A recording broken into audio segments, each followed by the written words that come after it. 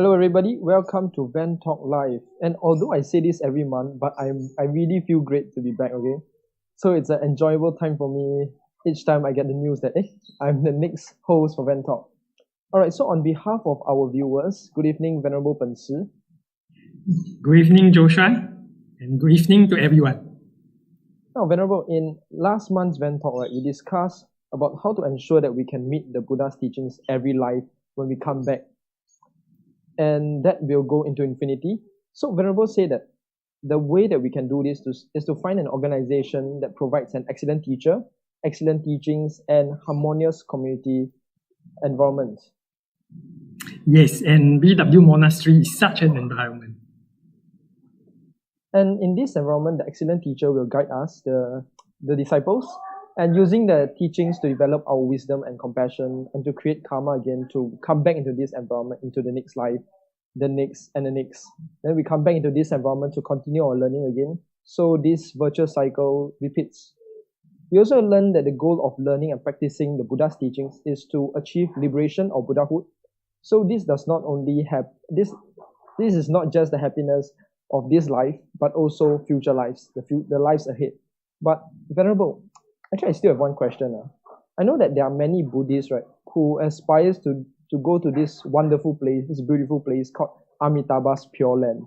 And is it also another objective that we can set our practicing goal to, our goal for practicing the Buddha's teachings? Yes, Joshua, that is another viable objective. Now, there are actually many pure lands that we can aspire to be reborn in, but Amitabha's Buddha's Pure Land is the most suitable for us. This is because rebirth in Amitabha's Pure Land can be achieved through taking refuge in the three jewels and taking refuge in Amitabha Buddha. For other pure lands, only practitioners who have generated spontaneous bodhicitta in their mind stream can be reborn there.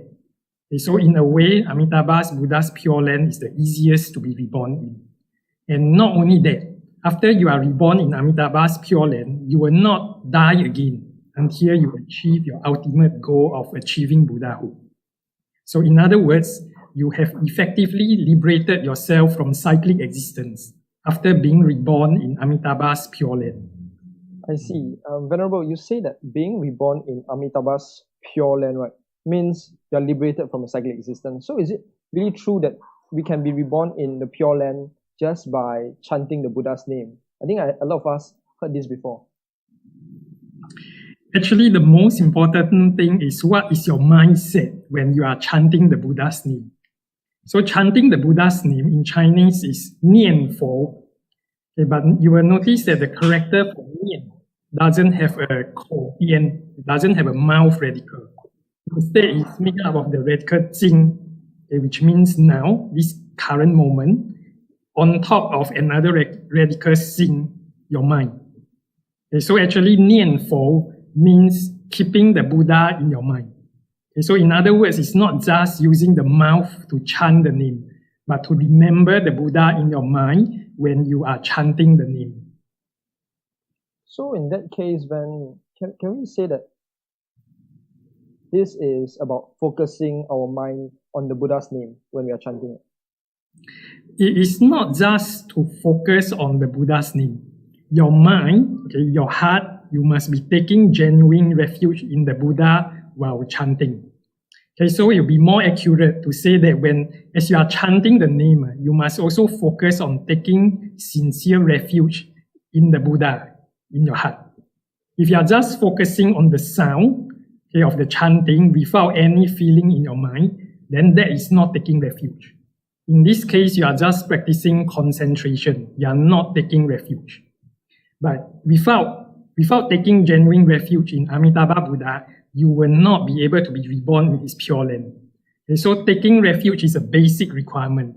Taking refuge in Amitabha Buddha is a basic requirement. And then on top of that, if you also have bodhicitta, then when you are reborn in his Pure Land, your level will be higher. Yes, I think that makes sense. When we chant Namo Amitabha, Namo means take refuge, if I didn't remember wrongly. So Namo Amitabha means I take refuge in Amitabha Buddha, Amitabha. Yes, correct. Namo means taking refuge or going for refuge. These two terms can be used interchangeably. Okay, so that's why we will recite Namo Buddhaya, Namo Dhammaya, Namo Sanghaya when we are taking refuge in the three jewels. Just now, Ven said that we can only be reborn in Amitabha Pure Land if we take genuine and sincere refuge in Amitabha Buddha. Just by chanting the name without any feeling won't do. But how can we take sincere refuge in Amitabha Buddha? Yeah, there are actually two basic conditions required in order to have genuine, sincere refuge. Whether is it refuge in Amitabha Buddha or taking refuge in the Buddha or the three jewels. The first condition is your aversion to suffering. Okay, your dislike of suffering, your fear of suffering. This is something that comes quite naturally for us, okay, for the suffering that we meet in life. Okay, but we also discussed previously about the goal of learning the Buddha's teaching is not just to seek happiness of this life, but to attain liberation and Buddhahood. Okay, so as Buddhists, we also need to learn about the suffering of the miserable realms and the suffering of cyclic existence, and then develop a deep aversion for them. Then on top of that, we develop compassion for the suffering of others in order to enter the Mahayana path to achieve Buddhahood. Okay, so that is the first condition, aversion and fear of suffering. And this suffering is suffering of this life, suffering of future lives, which is miserable realms, suffering of cyclic existence, and suffering of sentient beings. Then the second condition, or we call it the second cause of taking refuge, is that you need to have genuine faith in the Buddha and the three jewels, that they have the ability to save you. So Ven said genuine faith, and I think most of us will think of this. Doesn't faith means believing in the Buddha? So what is genuine faith? Genuine faith isn't just saying, I believe in you. It's not just saying, I believe. It's knowing from the bottom of your heart that the Buddha can save you. So it is a conviction from the depths of your heart that if you follow his advice, you put his teachings into practice, you will be able to solve your problems and achieve the goals you want. If it's not just saying, I believe in Buddha, then how can we develop this genuine faith? Yes, genuine faith does not come just by saying, I believe in you, I believe in the Buddha. Genuine faith can and must be developed. And the way to develop faith is to know the good qualities of the Buddha, to know why he's able to save you. So to be able to be saved by the Buddha and the three jewels, your aversion to suffering must be very strong, and then your faith in the Buddha must be very strong. In order for your faith to be very strong, you must develop your faith in the Buddha. To develop your faith, you need to learn the good qualities of the Buddha and always think about them. So in other words, faith does not come naturally. It must be developed. It does not come once you say, I believe in you. No, it must be developed. So it's quite natural. You will not have faith in the Buddha if you do not know him, if you do not know what's so great about the Buddha. Okay, but the good news is faith can be developed by learning about the Buddha's good qualities and then contemplating and thinking about them often. Well, thank you, Ven. I think it's very comforting for me or for many of us that to know that not having faith, or maybe for some of us not having strong faith, does not make me a bad Buddhist. It's just that I haven't known the Buddha well enough, or I haven't understood the Buddha well enough for me to develop faith in him. And actually, not only for me, but I have friends who come from Buddhist families, but they do not naturally have faith in the Buddha, or some of them do not want to be Buddhists. So now I can tell them that they can still be Buddhists and develop their faith in the Buddha. Actually, Venerable, can we actually really be saved by having genuine faith or not? I think the question is, will we be reborn in heaven just like other religions? Yes, definitely. If you can develop genuine faith and take refuge with a strong aversion of the miserable realms, you will definitely be reborn in the heavens. If even the gods of other religions can guarantee their believers rebirth in heaven, then of course the great Buddha, who has perfected his wisdom and compassion through practicing for many, many countless eons, with a pure motivation to help us. Such a great Buddha will definitely be able to do that easily, will definitely be able to guarantee us rebirth in the happy realms. But not only just rebirth in the heavens. Rebirth in the heavens is still within cyclic existence. If you take sincere refuge in Amitabha Buddha, you can be reborn in his pure land, which I have said earlier is effectively being liberated from cyclic existence. So this is the might and the power of the Buddhas that no other gods or deities can compare to.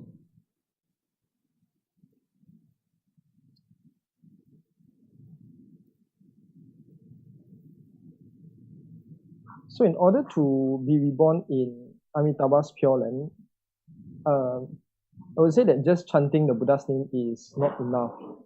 So we need to have the aversion of suffering and to have faith in Amitabha Buddha. Is that correct? Yes, the Pure Land practice is not just about chanting the Buddha's name mindlessly. The Pure Land masters teach us it consists of three things. Sing, yuan xing. So sing means to have genuine faith in Shakyamuni Buddha, Amitabha Buddha, and his Pure Land. So this can be developed through studying the scriptures such as the Pure Land scriptures that describes Amitabha's Buddha's good qualities. Then yuan, it means to have genuine aspiration to be reborn in his Pure Land.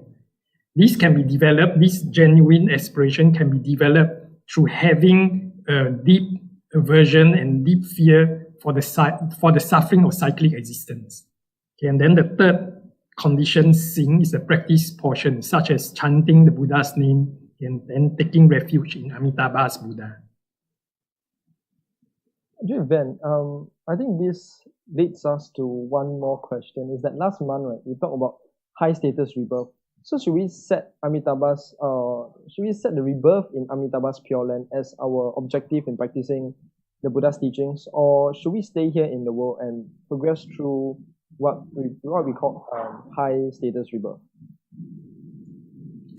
My recommendation is that if you have already found the teacher, teaching, and community environment, this one we talked about also, then if you have already found this environment, then you continue to stay in this world to practice. Because as I said earlier, if you are already in this environment, then you really don't have to be overly concerned about your future. Because if you practice according to your teacher's instructions, you will attain progressive high status rebirth. Even from now, your life will start improving, start getting better. And then of course, every life you come back, your life, you'll be better than your previous life. Every life you come back. The advantage of staying in this world to continue your practice is that the time it takes for you to achieve Buddhahood is very, very much faster than in the Pure Land.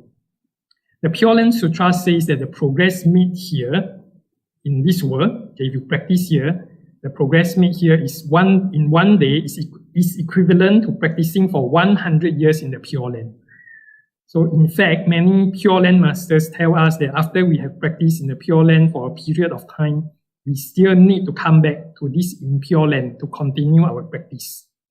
Because when you have generated genuine bodhicitta in your mind stream, then you will not be able to bear seeing your parents and your loved ones continue to suffer here in cyclic existence while you are enjoying life in the Pure Land. So by that time, you will want to come back here, to continue your practice to achieve Buddhahood quickly in order to save your loved ones in the shortest possible time. Oh. And I think, Ven, that led me to think of something also. It's that some people say that it is now the Dharma ending age where, we it's maybe they said it's not a very suitable time to learn the Dharma, and that the Buddha teaches us that in this Dharma ending age, we need to seek rebirth in the Pure Land. So should we just set this as the objective rather than the progressive high status rebirth in this impure land? Actually, some teachers explain the Dharma ending age that is determined by whether the environment of this teacher-teaching community exists. If you have met this environment where there's an excellent teacher with unbroken lineage from the Buddha, leading a group of disciples to learn the excellent teachings, the complete teachings, then it is not the Dharma ending age for you.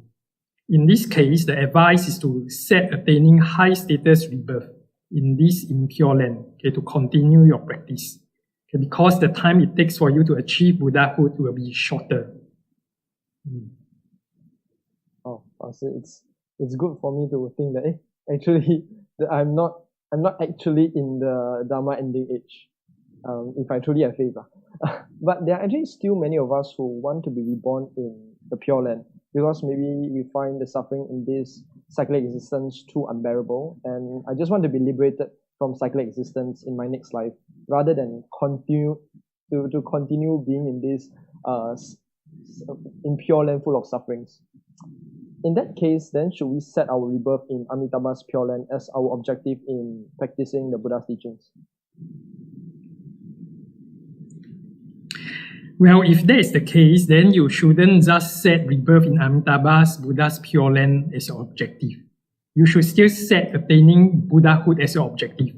And then you aspire to be reborn in the Pure Land to achieve it. Why do I say this? Because firstly, this objective of attaining Buddhahood is in line with Amitabha Buddha's vows. The reason why Amitabha Buddha established his Pure Land is to lead sentient beings to Buddhahood. Even though we can still be reborn in his Pure Land if our refuge in him is very strong, but if your objective of going there is in line with Amitabha Buddha's objective, then that will greatly increase your chance of being reborn there. And then also when you have successfully gained rebirth there, you will also be able to meet and learn from Amitabha Buddha immediately. So your path to Buddhahood will also be much faster. If you just set rebirth as your objective, you may be reborn in the border regions of the Pure Land, where you have to stay there for many eons without seeing Amitabha Buddha. So your progress to Buddhahood will be even much longer. Then the second reason is that in the case that you are not successful in attaining rebirth in the Pure Land, you still need to come back into this environment again next life. This environment of excellent teacher, complete teachings, harmonious community, to continue your practice.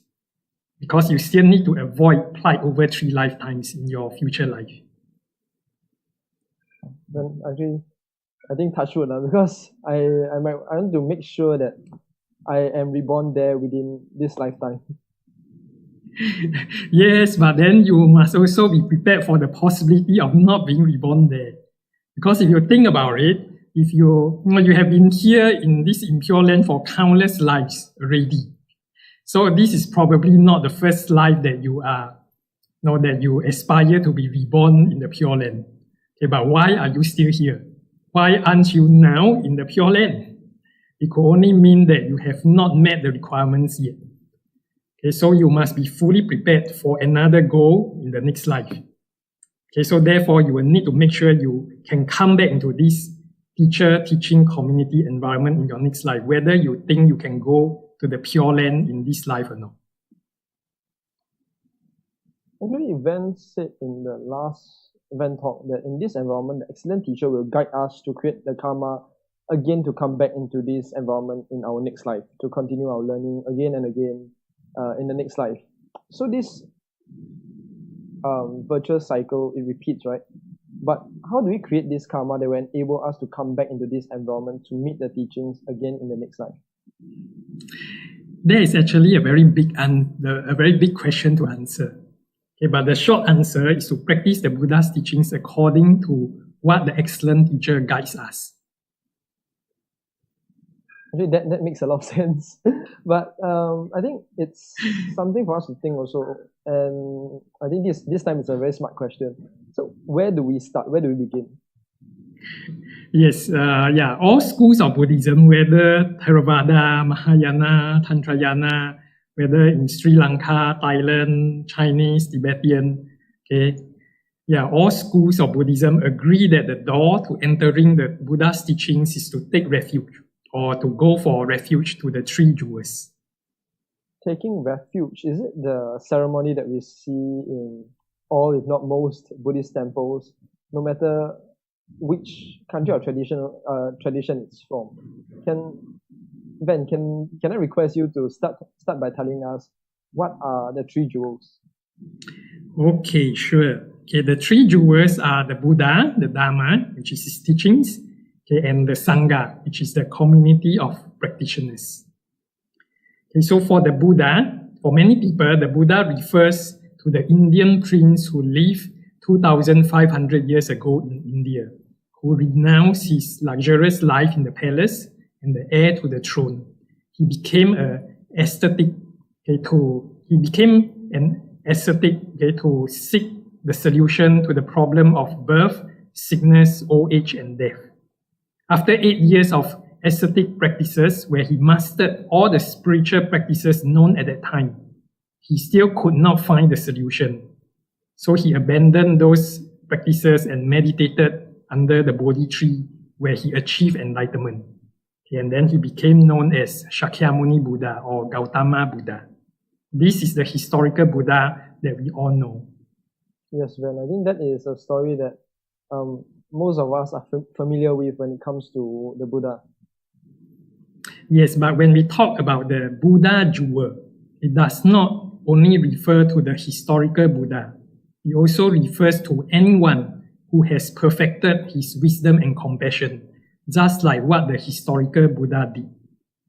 These Buddhas, as well as Shakyamuni Buddha, takes on various forms to best help sentient beings like us to eliminate our suffering and to help us attain happiness. Even now, all these Buddhas are still helping us, and they will continue to help us when we go to them for refuge. Actually, Ven, didn't Shakyamuni Buddha pass into parinirvana at, I think, 2,500 years ago in India? So why are we still saying that he and other Buddhas are still helping us? Yeah, because the mind stream of the Buddha will not disappear after he enters parinirvana. He will continue to take on other forms, such as the form of an excellent teacher to continue helping sentient beings. So in fact, in Mahayana Buddhism, we consider Shakyamuni Buddha to have achieved enlightenment many, many eons ago, not just that one time 2,500 years ago in India. Being born as an Indian prince, renouncing palace life, gaining enlightenment under the Bodhi tree, and so on, is just the form that he took on in order to introduce the Buddha's teachings to us in this world where it doesn't exist then. And Venerable, you said that there are other Buddhas who are helping us as well. Yes. So for example, there's Amitabha Buddha, and then we also know about Medicine King Buddha. Okay, there are also many, many other Buddhas mentioned in the other scriptures as well. So for example, there are the 35 Buddhas that we are familiar with, okay, and then the 88 Buddhas, and then there's also the 3,000 Buddhas, 1,000 Buddhas of the past Yon, 1,000 Buddha of the current Yon, and 1,000 Buddhas of the future Yon, okay, that we prostrate to in our repentance ritual. And then you also mentioned that the Buddha jewel refers to anyone who has perfected his wisdom and compassion. So can I ask, is that why we say that anyone can become a Buddha? Yes, and that is the ultimate purpose of taking refuge, to become a Buddha, or what we have been saying in our previous VenTalk, to achieve Buddhahood. Okay, so which brings me to the second jewel, the Dharma jewel. In general, the Dharma jewel refers to the teachings of the Buddha and the scriptures that recorded the teachings of the Buddha. However, these teachings originated from the mind stream of the Buddha. Okay, so actually the true Dharma jewel exists in the mind stream of the Buddha and the other noble beings such as the Arahats and the bodhisattvas. When we take refuge in the Dharma, it means that we want to learn and practice the teachings of the Buddha, okay, the Dharma jewel. Through practicing the teachings of the Buddha, the Dharma jewel, our wisdom and compassion will also become more and more perfect. Then when we achieve Buddhahood, our mind stream will also contain the Dharma jewel itself. Okay, then we come to the third jewel, the Sangha jewel. The Sangha jewel can refer to an individual or a group of noble beings, such as the Arahats and the Bodhisattvas, who have used the Dharma to eliminate the afflictions in their mind stream and free themselves from cyclic existence. Or it can also refer to a group of 4 or more fully ordained monks or nuns who have taken and observed the monks or nuns' precepts and then practicing together as a community. Okay, so the above is just a brief description of the 3 jewels. If we go deeper, there are actually many more to learn. For example, when we talk about the different forms that the Buddha takes to benefit sentient beings, we have to consider the truth body, the enjoyment body, and the emanation bodies of the Buddha. Wow, Ven, I think there's a lot to take in just for the 3 jewels. So it sounds like this door to enter the teachings is, I think, not that easy to pry open. Don't worry. My apologies if I have over-elaborated, but this really illustrates the fact that taking refuge is not just a ceremony or a one-off practice. It's a spiritual practice that we must continue to learn and practice throughout our spiritual journey until we achieve Buddhahood. Okay, so don't worry, we are not expected to understand everything from the start. The important thing is that we must want to learn how to take refuge properly, starting from the immediate step that everyone can take. Wow, Ben, it's actually very relieving to hear you say that. So can you actually teach us what is the immediate step that beginners can take to take refuge properly? Yes, of course, the immediate step that everyone can take is to go through the refuge ceremony in the temple. Okay, but of course, we do not want to stop there if we want to get the full benefits of taking refuge. After going through the ceremony, another step that everyone can take is to seek the help of the Buddha and the 3 jewels whenever you have difficulty, okay, and then in whatever things you do. Okay, because the meaning of the term taking refuge means to find a safe place to be in when you are in danger. Okay, so whenever you meet with difficulty, in fact, in whatever things that you want to accomplish, you can supplicate to the Buddha and the Bodhisattvas for it to go smoothly.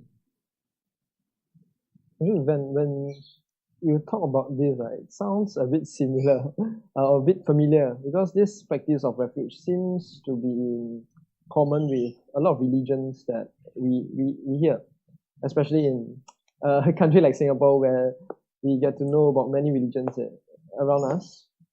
And I do have friends from other faiths who will pray to their God daily, and whenever they face any difficulties or whatever things that they do.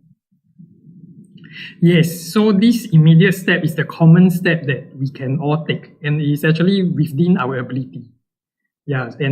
So with some practice, okay, building up this habit of seeking the Buddha's help, everyone can take refuge properly. Then, that will lead us to another question. So, what's the difference between Buddhism and these other religions who seem to be doing the same thing? In Buddhism, seeking help from the Buddha is just an immediate step after entering the door to Buddhism. But Buddhists should not stop at just praying to the Buddha. The next thing that we should do after taking refuge is to learn the Buddha's teachings and then put it into practice to develop our wisdom and compassion with the aim of also becoming the Buddha. Okay, so the term for taking refuge in Chinese is 皈依, okay, which means to entrust ourselves and to rely on the three jewels. The word kuei consists of two parts. Okay, bai, like white, okay, which means to purify ourselves, and then fan, okay, to turn around. So and then the word yi means to rely on. Okay, so the term taking refuge in Chinese actually means to entrust ourselves and then rely on the three jewels to turn ourselves around from a non-virtuous person, from a person still in cyclic existence, suffering in cyclic existence, to become a purer and purer person, to become a person closer and closer to liberation and Buddhahood. Oh, man. I think even this part of taking refuge, the immediate step is also sounds quite chim. Yes, there's actually a lot to learn even in taking refuge. Okay, we have many things to talk about in future VenTalk. Okay, just even on this topic of taking refuge. Okay, but let us come back to discussing seeking protection, okay, from the Buddha and Bodhisattvas. Okay, so the first thing to do is really to build up this habit, okay, to seek help from the Buddha in whatever things that you do. Okay, so for example, after you wake up in the morning, okay, you can pray to the Buddha, okay, to supplicate for your day to be smooth. Okay, and then make this aspiration to be a virtuous person today. Okay, and then before your meals, you can make an offering to the Buddha, okay, and recall their kindness. Then before you leave your house for work, okay, you can pray for the journey to be safe. Then throughout the day, whenever you meet difficulties, okay, you can, and whenever you need help, okay, pray to the Buddha. Okay, and then at the end of the day, at night, before you sleep, you can pray to the Buddha to repent your non-virtuous actions, okay, and then to thank the Buddha for the good things that happened that day.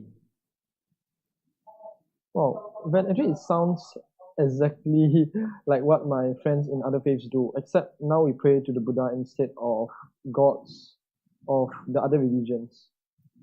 Yes, for a start, this is necessary, okay, because this is a step that everyone can do to change your life from just focusing on yourself, okay, from just thinking about yourself, from just thinking that you can do everything yourself, okay, to thinking of a virtuous object, okay, to place this virtuous object as the center of your life. And of course, the most virtuous object in the world is the Buddha. Okay, but as I say, we don't just stop at this step. In the next VenTalk, we will discuss what will be the next step after this. Okay, so stay tuned. Okay, wow. Thank you, Van, for this wonderful and enlightening session. And let me do a summary of the main points that we have learned today. Okay, so firstly, the practice of Pure Land, like what we discussed previously or in the earlier just now, the practice of Pure Land, right, is not just chanting the Buddha's name, but to take sincere refuge in Amitabha Buddha. I think a lot of us remember the word, the nian, the word in Chinese, where actually the site, right, is there's no ko to it. The word of the mouth is not over there. It's just jing and the heart. So it's about putting our heart not only focusing on the Buddha's name, but also at the same time taking refuge in Amitabha Buddha. Then we talk about actually taking refuge. We need faith inside. So faith can be developed through learning and contemplating about the good qualities of the three jewels and how they can help us end our sufferings. Then we need to know the immediate step, right? So as a start, we can practice taking refuge and seeking the Buddha's help in whatever things we do and whenever we meet with any difficulties. Like what Pastor said, when we leave our house, we pray that our journey will be safe. Before we eat, we can make an offering and things like that. Okay, so I hope all of us learn many things today, just like me, how I did. And let us invite the Venerable to lead us in the dedication. Okay, yeah, I'm glad that you have benefited from this discussion. Okay, so let us dedicate the merits sincerely. Okay, so we can recite together. May these profound merits and virtues be dedicated to all sentient beings, May we eliminate all karmic obstacles, and together may we attain the state of Buddhahood. Okay, thank you very much, Joshua. Thank you very much, everyone. Thank you, Good everyone, night, for coming. and do join us again next month. Thank you, Fasu. Thank you, everyone. Bye-bye.